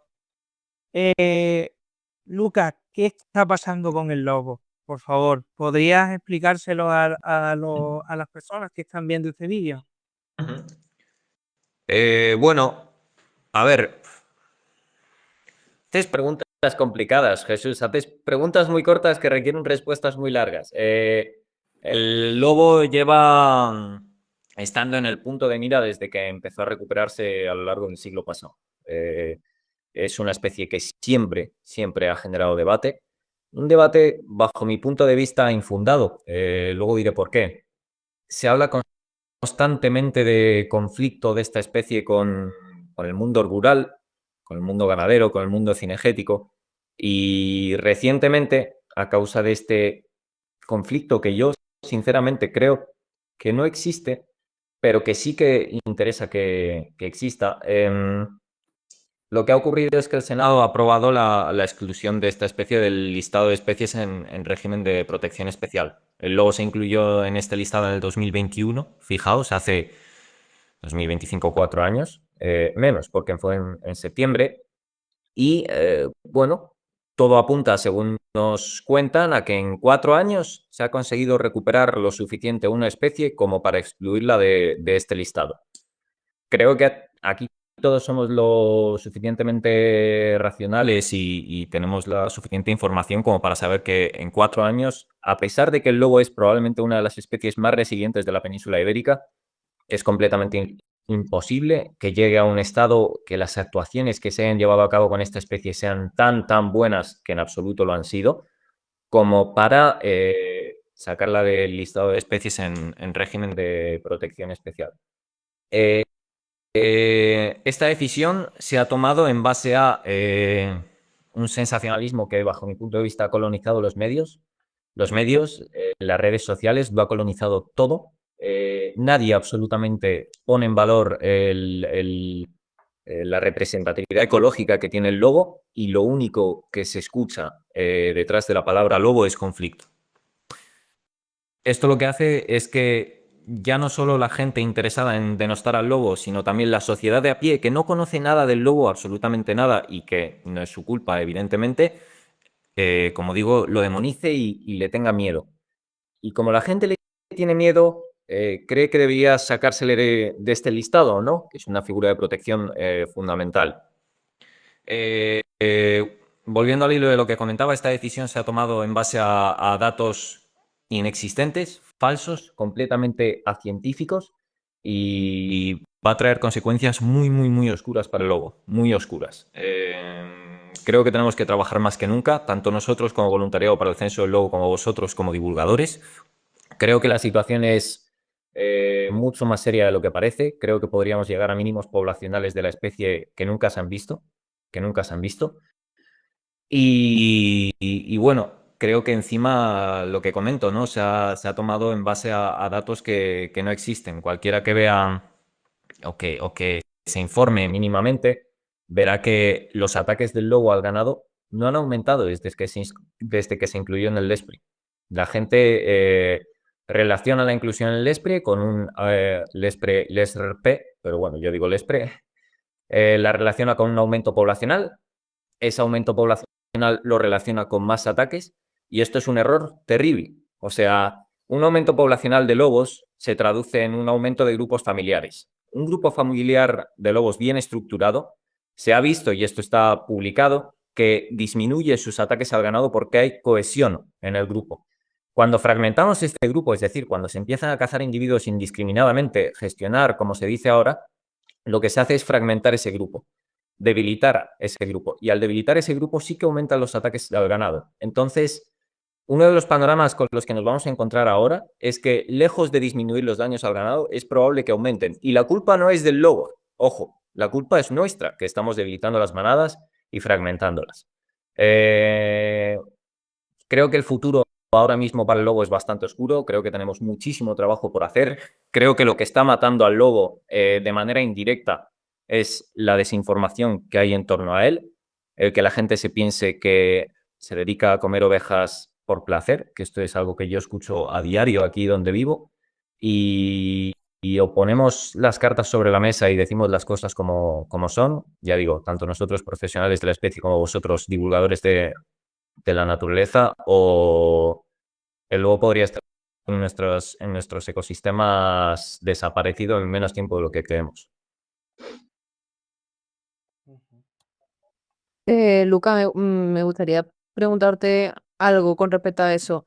¿Tú crees que la gente de los pueblos donde se están demonizando el lobo conocen estos datos? Plan, ¿saben cómo funciona la ecología del lobo y por qué el lobo es más peligroso cuando se está fragmentando la manada? Quizá esos datos a ese nivel de tan técnicos quizá no los conozcan, pero mira, Becky, sí que yo me doy cuenta de que hay gente que a mí no me gusta nada generalizar. No, la gente cree que los que apoyamos al lobo proferimos un odio intrínseco al sector ganadero y al sector cinegético, y no es así. Yo soy de los que piensan que la ganadería es 100% necesaria en España, es uno de los pilares de nuestra economía. Y me he dado cuenta, ya digo, soy joven, pero en este poco tiempo me he dado cuenta de que los ganaderos que hacen su trabajo de una manera honrada y que lo hacen bien, son los que menos se quejan del lobo. Y cuando digo menos se quejan, es que no se quejan en absoluto, coexisten con él perfectamente, tienen medidas preventivas, conviven con él, cuidan de su ganado, y no solo no lo detestan, sino que encima lo ven como algo bueno. Los ganaderos sí que saben cosas que la sociedad a pie no sabe, como por ejemplo que los jabalíes pueden transmitir enfermedades como la tuberculosis a su ganado. Y saben que el lobo depreda sobre esos jabalíes, y les gusta tener lobos entre ellos porque saben que les beneficia. Saben que si ellos hacen bien su trabajo, el lobo no supone una amenaza en absoluto para sus reses. Saben que la ganadería en extensivo perfectamente puede coexistir con esta especie. Y sin embargo, hay otros actores que, ya digo, no quiero señalar con el dedo a nadie ni generalizar, pero hay otra gente que parece que como que le interesa que exista ese conflicto, ¿no? Respondiendo a tu pregunta, creo que pues no saben que hay una publicación en Estados Unidos del año 2019 que examina, bla, bla, bla, bla, bla, bla, pero sí que saben que el lobo cumple una función ecológica. Y sí que hay gente que ha vivido con el lobo, luego sin el lobo, y luego ha vuelto a convivir con el lobo, y se han dado cuenta de que las cosas les van mucho mejor cuando esta especie está en sus ecosistemas. No sé si eso responde a tu pregunta, pero creo que señala lo observadora que es la gente, ¿no? La gente rural no son paletos en absoluto, saben muchísimo más que nosotros de campo en la mayoría de las ocasiones, y se dan cuenta de las cosas. Pero sin embargo, pues como siempre ocurre, al final hay minorías que hacen muchísimo más ruido que las mayorías, que espero pensar que los ganaderos honrados son la mayoría, y generan situaciones muy, muy, muy inestables. Sí, no, desde luego, la gente que esté más cerca del lobo en sí, seguramente sí que lo tenga quizá más aprendido, ¿no? El funcionamiento del lobo en el ecosistema. Sin embargo, se me ocurre quizá que una forma de intentar solucionar este problema tan gordo con el que nos hemos encontrado sea transmitir a la población en general todas estas cosas, en todos estos motivos por los cuales el lobo es necesario en España. Totalmente. Necesario. Un poco intentar vender que es que un ecosistema sin el depredador o el superdepredador en este caso no funciona. Es que no funciona. Y ha habido tantos casos que se pueden poner de ejemplo. Mismamente en la Sierra de Cazorla están deseanditos. Muchas personas lo han comentado, de asociaciones sobre todo, que reintroduzcan el lobo porque tienen un problema grave con los jabalíes, como tú bien has dicho. Es un ejemplo perfecto.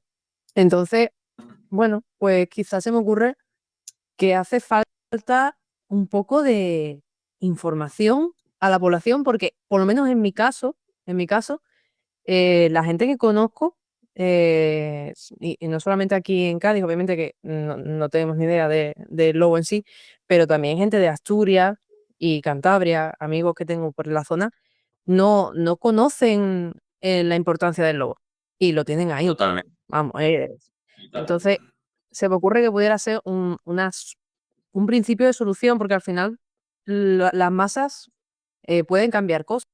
Y Feli era un absoluto seductor de masa, era capaz de convencer a muchísima gente a la vez de cosas que, bueno, pues así consiguió que hubiese parques naturales tan importantes ahora mismo en España.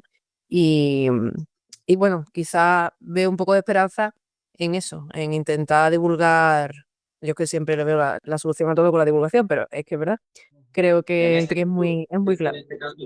En este caso lo es, sí, sí. Por eso decía que ahora mismo lo que creo que está matando al lobo es la desinformación. O sea que no, francamente no puedo estar más de acuerdo contigo. Informar ahora debe ser la tarea prioritaria. La gente que se dedique única y exclusivamente al lobo, como hago yo ahora, bueno, no me dedico exclusivamente, pero eh, los investigadores estaremos a nuestra tarea, pero creo que vosotros tenéis un papel determinante en esta situación, sumamente determinante, sumamente determinante. Así que no puedo estar más de acuerdo contigo, la verdad. Sí, la cuestión de la necesidad del lobo y luego también lo voy a intentar enlazar con Félix, es importante comunicarla porque mucha gente viendo la cifra de lobos que hay en España actualmente, la población total, 2.500, 3.000, 2.000, según el censo que se haga, ¿no? Piensa, la especie no está amenazada realmente, por lo menos no de extinguirse, aunque sí que hay un consenso generalizado de que está habiendo un empobrecimiento genético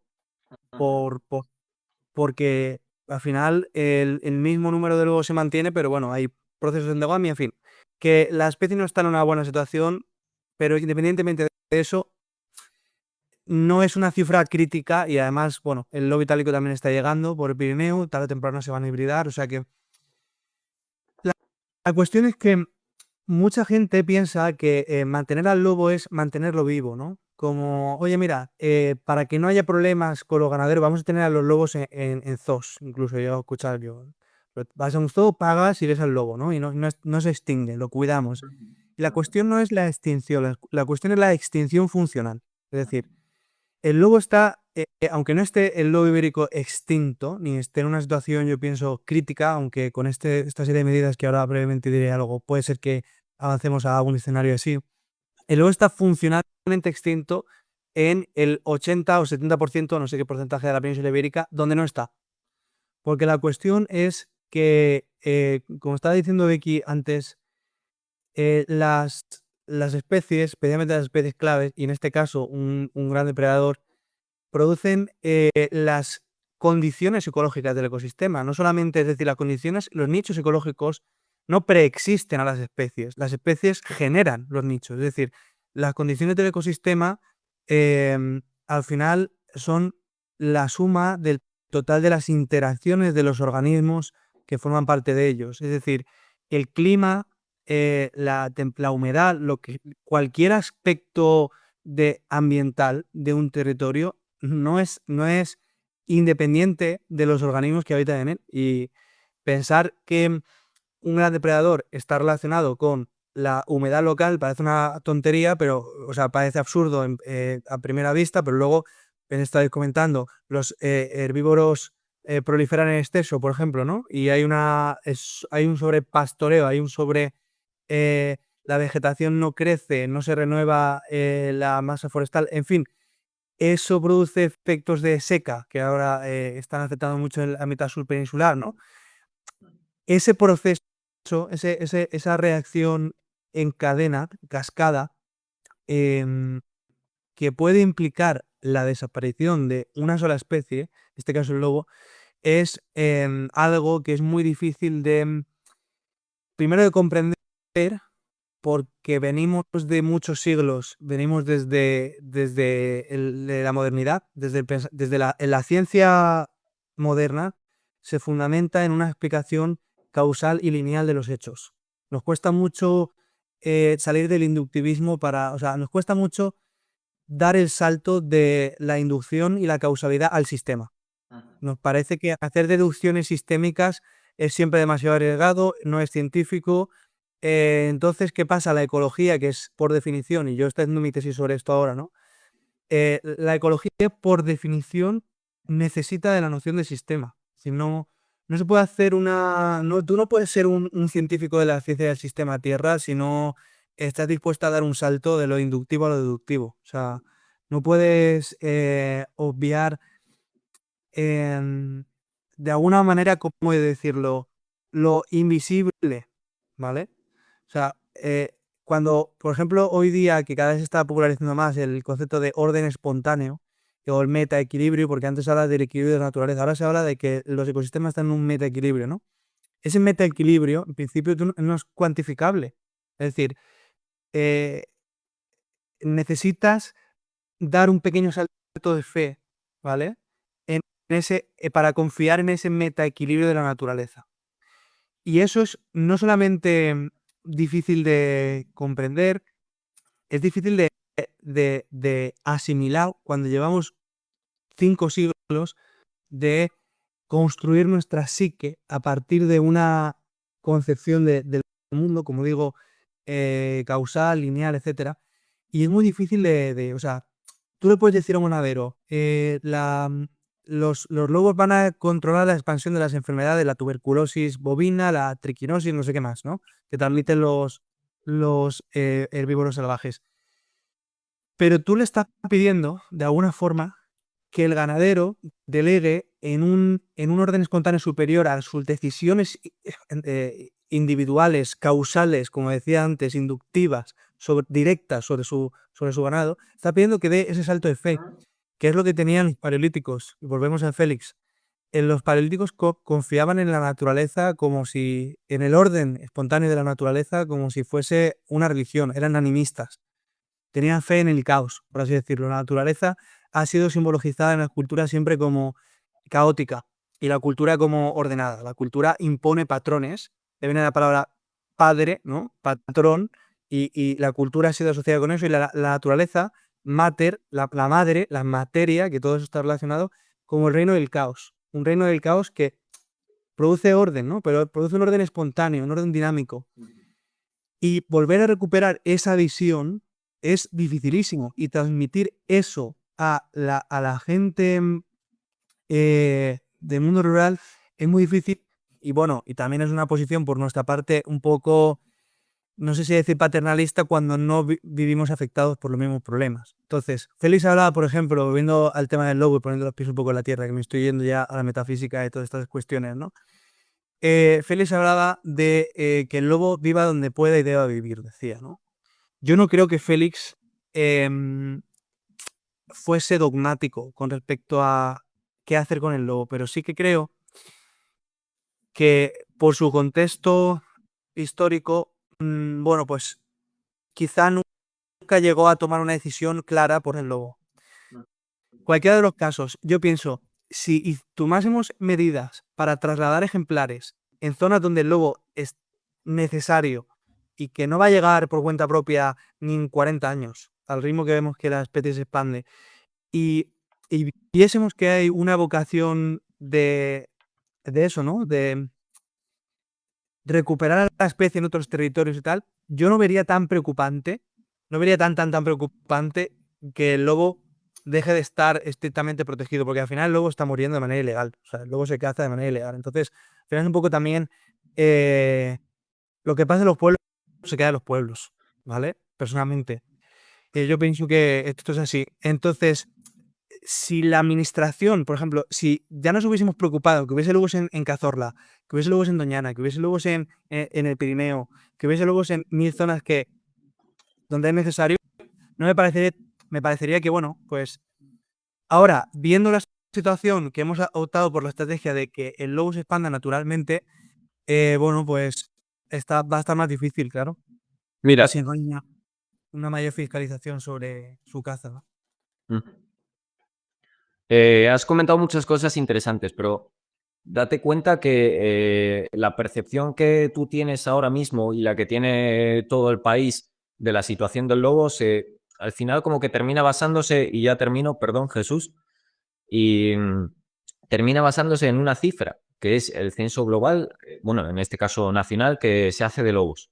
Los censos, esos, no quiero decir que están alterados, pero lo están. Para que veáis que yo no soy un fanático del lobo y que lo que quiero es tener lobos hasta en la puerta de mi casa y que me da igual el resto mientras que salga por las mañanas y vea un lobo cruzar por delante de mi puerta, os invito tanto a vosotros como a los espectadores y, por ejemplo, al censo que ha realizado este año la Junta de Castilla y León. Los cálculos que ellos hacen, en base a literaturas científicas, toman como tamaños medios de manada en ocasiones en torno a 7 individuos, 8, cuando se ha visto que el tamaño medio es de 4. Eso ya supone un sesgo de 3 individuos más por cada grupo familiar. Pero no solo con esto, imaginaos, no me sé las cifras exactas, pero imaginaos que están tomando 80 manadas en Castilla y León, y lo que hacen para calcular la población es una multiplicación. Esto ya de base es un sesgo increíble, pero una multiplicación. 80 por 7. El número que dé, que es un número X, está completamente sobreestimado. Y esto sin motivo alguno. La sobreestimación que ha ejercido la Junta de Castilla y León sobre el tamaño poblacional del lobo en su comunidad autónoma, no sé si creo recordar que era del orden de 300 o 400 lobos. De verdad os invito a que lo miréis porque es exagerado. Y esta inflación de cifras lo que genera es una situación en la que la sociedad de a pie diga, joder, pero si tenemos un montón de lobos, ¿para qué queremos tanto? Esto es un peligro, están acercándose a los pueblos, cuando es todo lo contrario. Es todo lo contrario. Tenemos muchos menos lobos de los que se dice que tenemos, y los lobos que tenemos, que es algo que has comentado tú, son completamente endogámicos. O sea, tenemos a los lobos completamente con una diversidad genética mínima por la caza que ya se les dio en su guía. Y lo que vamos a hacer es volver a hacer exactamente lo mismo. Nos estamos cavando en nuestra propia tumba, os lo garantizo. No es por ser catastrofista, no se va a acabar mañana el mundo si extinguiésemos al lobo en la península ibérica, pero como digo, las consecuencias van a ser súper graves, súper graves. Y ya con esto, finiquito, Jesús. Totalmente de acuerdo. De verdad, la gente no es, no tiene constancia de la verdadera gravedad situación genética que estaba atravesando el lobo, no solamente de 10 años hacia atrás, no, estamos hablando de hace 40, 50 años. Desde que 50 años. el origen de la fuente empezaba a divulgar sobre la importancia del lobo en nuestro ecosistema.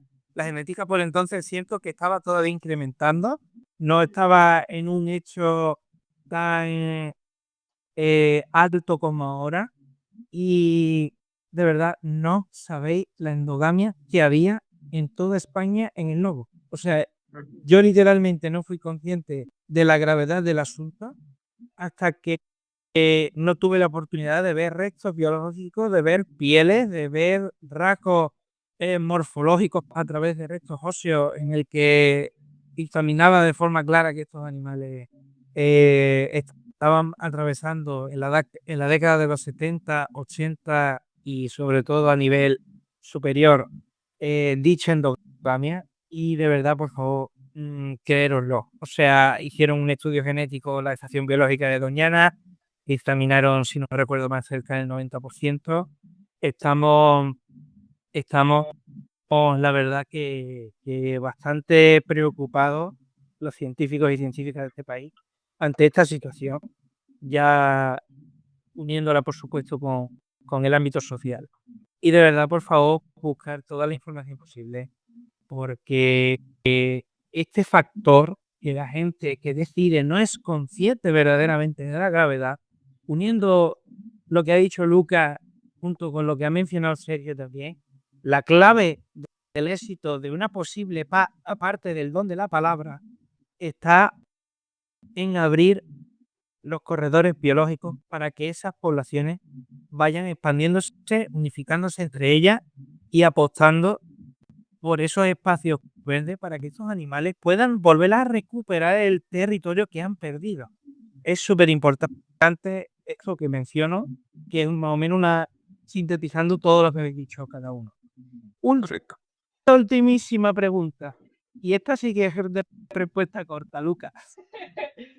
Esta es una pregunta que me han hecho esta tarde a través de la cajita de las stories de Instagram. Concretamente lo ha preguntado Delia, que es la coordinadora de educación ambiental de Pescona.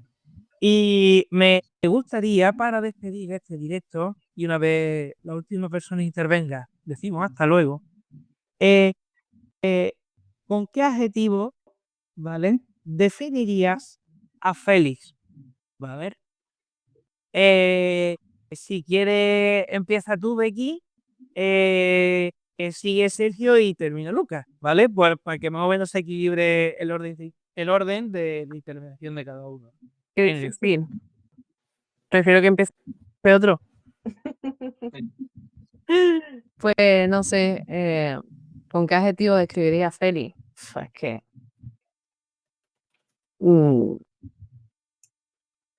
quizá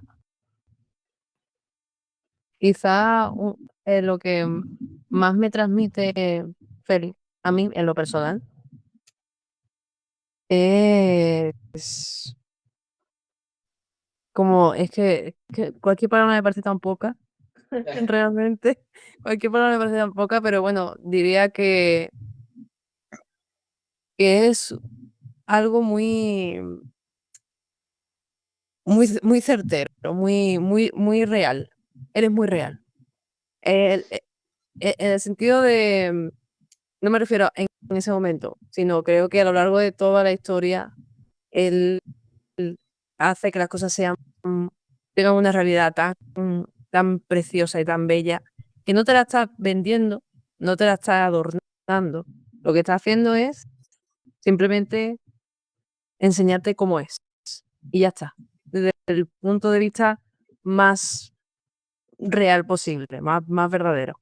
Eso es a lo mejor el que más se me antoja en ese momento para definirlo. Pues yo no había pensado esto, Jesús, la verdad, pero cuando lo has preguntado, me he acordado de que Iker Jiménez, en el homenaje que hizo a Félix, habló de que Félix le evoca entusiasmo, ¿no? Y entusiasmo es una palabra que viene de teos, que es Dios, y asma, que es alma, es como estar dentro del alma de Dios o estar poseído por la divinidad, ¿no? Dice Iker Jiménez, ¿no? Yo creo que hay algo que nos indica cuando una persona, y yo diría, esta es la palabra que voy a usar, tiene grandeza. Y es que tiene claro lo que es importante, ¿vale? Ha jerarquizado bien en su cabeza qué es importante y qué lo es menos, ¿no? Y se ha dirigido hacia ello. Ha dedicado sus esfuerzos a dirigirse hacia lo importante. Entonces, yo diría eso, grandeza. Me parece que es un personaje de la historia de España que está caracterizado por de la historia del mundo, de la humanidad, por la grandeza. Por cierto, hablando de humanidad, un pequeño detalle. La flota de aviones de Norwegian, de la compañía Norwegian, tiene 2 aviones con la cara de Félix en la cola. No sé si lo sabíais, pero yo he visto eso personalmente, yo lo he visto eso. Es increíble, es increíble. Es un personaje internacional realmente. Joder. Mi adjetivo sería descarado, la verdad. Los adjetivos que se han utilizado aquí creo que le caracterizan perfectísimamente, especialmente el de Real. Creo que es una persona súper transparente, pero descarado. O sea, lo que hizo Félix, ya de por sí, como hecho aislado, fue una auténtica locura. Pero hacerlo en la época en la que lo hizo y en el contexto en el que se encontraba, creo que hace falta tener mucho valor y muchas narices y ser muy echado para adelante para decir, voy en contra de lo que hay hasta ahora, y a mí me parecía un descarado, no como algo peyorativo, sino como algo admirable. Me parece que en ocasiones ser descarado puede ser algo muy admirable. Yo sería la palabra que utilizaría. Ujú. ¿Un café?